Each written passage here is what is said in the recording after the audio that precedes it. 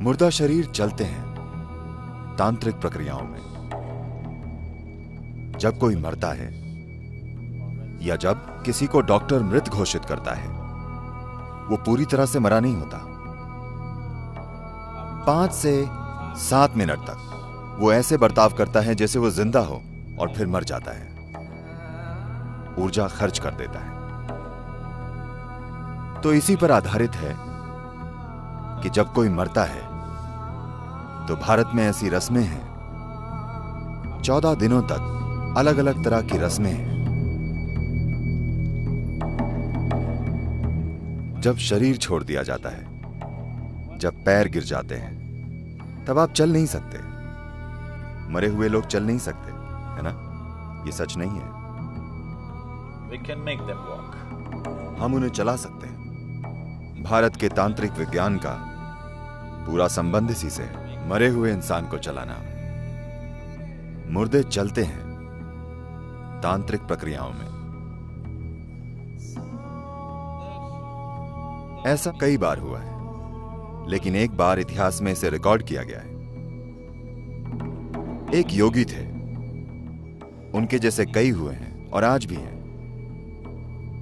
एक योगी थे जो ऐसे थे, उनकी उस चीज पर महारत थी जिसे सूर्य स्पर्श कहते हैं। इसका मतलब है स्पर्श। ओके। संपर्क, छूना, संपर्क या छूना। तो यह सूरज के स्पर्श की तरह है। योग का एक प्रकार है जिसे सूर्य स्पर्श कहते हैं। तो उन्होंने उस पर महारत पाई है। वे एक बोंग थे। बोंग मतलब एक बंगाली। तो वे वाराणसी में रहते थे और वे नियमित रूप से अपने गुरु के पास जाकर इसके अलग अलग चरण सीखते थे और इस पर चरण दर चरण महारत पा रहे थे। तो कई बार उन्होंने इसे सबके सामने प्रदर्शित किया कि अगर आप एक पक्षी लाएं, एक मरा हुआ पक्षी जिसे सभी ने जांचा हो कि वो वाकई मरा हुआ है, मरने का नाटक नहीं कर रहा है, एक वाकई मरा हुआ पक्षी, अगर वो पिछले 3 घंटों में मरा हो, वो सख्त हो गया। 3 घंटों में पक्षी सख्त हो जाते हैं। शरीर का कड़ापन पक्षियों में काफी जल्दी होता है मनुष्यों की तुलना में, क्योंकि एक पक्षी के शरीर का तापमान, पक्षियों के शरीर का तापमान मनुष्य के शरीर के तापमान से बहुत ज्यादा अधिक होता है।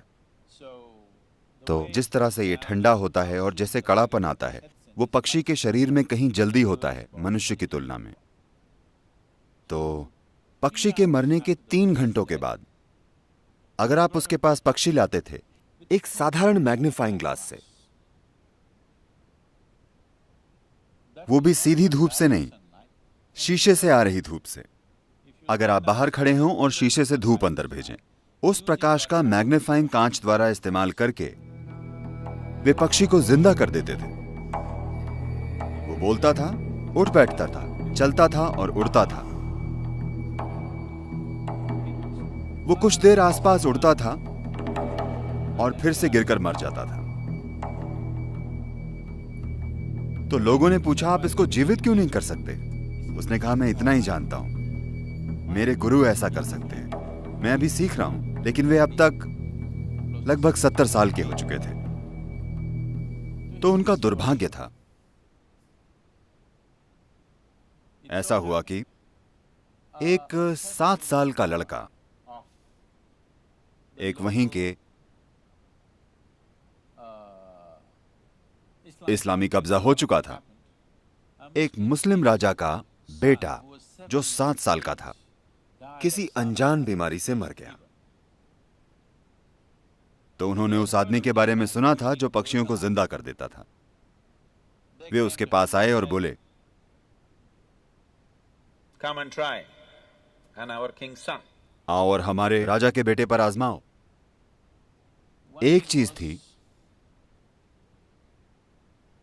कि वे अपने देवता की मौजूदगी के बाहर कभी ये कोशिश नहीं करते थे। उनके पास एक छोटे देवता और एक मंदिर था। मंदिर के बाहर वे ऐसी चीजें कभी नहीं करते थे। वे उसे सिर्फ मंदिर में ही करते थे। वे बोले, मैं अपने देवता की नजरों से दूर कभी ऐसी चीज नहीं करूंगा। उन लोगों के लिए देवता की कोई कीमत नहीं थी। उनके हिसाब से यह मूर्ति पूजा है। वो एक ऊर्जा रूप है जो उन्होंने बनाया था और उसके साथ वे काम करते थे। वे बोले, अरे ये देवता, हम इसे ले जाएंगे, हम इसे महल ले जाएंगे। उन्होंने कहा, नहीं नहीं, इन्हें आप हिला नहीं सकते। वे बोले, हिला सकते हैं, और देवता को उठा लिया। फिर रोने लगे, ऐसा मत करो। जब उन्होंने देवता को उठाया और जब उन्हें खींचने लगे, तब योगी बोले, मैं नहीं आऊंगा, मैं ऐसा नहीं करूंगा, मैं ये नहीं करूंगा। वे तब गुस्सा हो गए जब वे लोग देवता को उठाकर खिलौने की तरह बाहर ले जाने लगे। वे बोले, मैं आपके राजा के बेटे को जिंदा नहीं कर सकता। अगर मुझे आता भी होता, मुझे नहीं आता, लेकिन मुझे आता होता तब भी मैं नहीं करता। तब वे उन्हें बालों से खींचते हुए राजा के पास ले गए और वे बोले, मैं ये नहीं करूंगा। तो उन्होंने उनके वहीं टुकड़े कर दिए। और जब ये सब कुछ हो रहा था, तब उन्होंने देवता को गिरा दिया और वो टूट गया। और उनके कुछ शिष्य थे जिन्हें वे सिखा रहे थे, वे सब उन्हीं के साथ खत्म हो गया।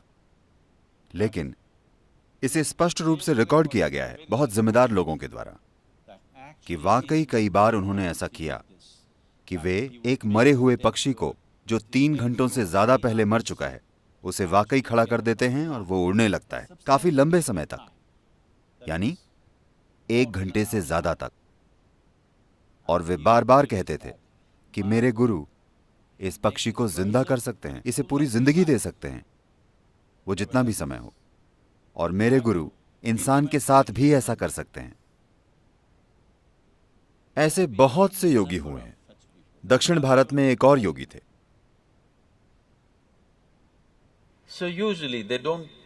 This is a kind of a fringe yogi, this bird yogi.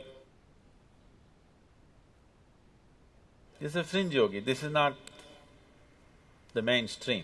वे मुख्य धारा के योगी नहीं थे, ये एक मुख्य धारा के योगी थे। तो लोग उनके पास आशीर्वाद के लिए आते थे और उनके आसपास चीजें होती थी। वे कर्नाटका में रहते थे, दक्षिणी पश्चिमी कर्नाटका में, या दक्षिणी कुलेकाल के पास कहीं। और लोग उनके पास इकट्ठा होते थे। एक बार ऐसा हुआ, एक युवा लड़का मर गया। माता पिता उसे लेकर आए और बुरी तरह रोने लगे। तो उन्होंने उनकी हालत देखी और उन्हें शायद ये पता चला कि इस लड़के का मरना शायद जरूरी नहीं था, ये किसी हद तक एक दुर्घटना है। तो उन्होंने अपनी उंगली डुबाई। उनके पास एक ऐसा दिया था। ये आमतौर पर होता है, कोई भी योगी जो ऐसी प्रक्रियाएं करते हैं, उनके पास एक दिया होता है, तेल का दिया। तो उन्होंने तेल में अपनी उंगली डुबाई और उसे मरे हुए लड़के के मुंह में डाला, मरे हुए लड़के के मुंह में। और वो लड़का कुछ देर बाद जिंदा हो गया और बिल्कुल ठीक हो गया। जब कोई मरता है या जब किसी को डॉक्टर के द्वारा मृत घोषित किया जाता है, वो पूरा मृत नहीं होता। मृत्यु धीरे धीरे होती है। अगर आप पहले से ही इसके बारे में न जानते हो तो वो महिला कहां है, उन्हें पता होगा, पादरी की बेटी। कोई मुर्दों का प्रबंध करने वालों का बेटा या बेटी है? कोई नहीं है। आप शायद पहले से ही जानते हो, आप में से कई लोग, कि किसी व्यक्ति के मरने के बाद 11 दिनों तक, निश्चित रूप से, और ज्यादातर 14 दिनों तक उंगलियों के नाखून बढ़ते हैं, बाल बढ़ते हैं। आप जानते हैं? आप में से कितने पहले से जानते थे? तो क्योंकि मृत्यु धीरे धीरे होती है, चरण दर चरण होती है, यह अभी पूरी नहीं हुई है। जीवन प्रक्रिया का निकलना इस पृथ्वी के टुकड़े से धीरे धीरे होता है। सभी व्यवहारिक अर्थों में जब सब कुछ रुक जाता है, फेफड़े रुक जाते हैं, दिल रुक जाता है, तो वे आपको मरा हुआ घोषित कर देते हैं, लेकिन अभी नहीं। तो इसका इस्तेमाल करके कि जीवन की प्रक्रिया अब भी चल रही है, आप उसे फिर से जागृत कर सकते हैं और सिस्टम को सक्रिय कर सकते हैं। It is by using this that the tantrics have dead bodies walking. इसी का इस्तेमाल करके तांत्रिक मुर्दा शरीर को चलाते हैं। और ये बहुत असाधारण बात नहीं है, ये काफी साधारण है।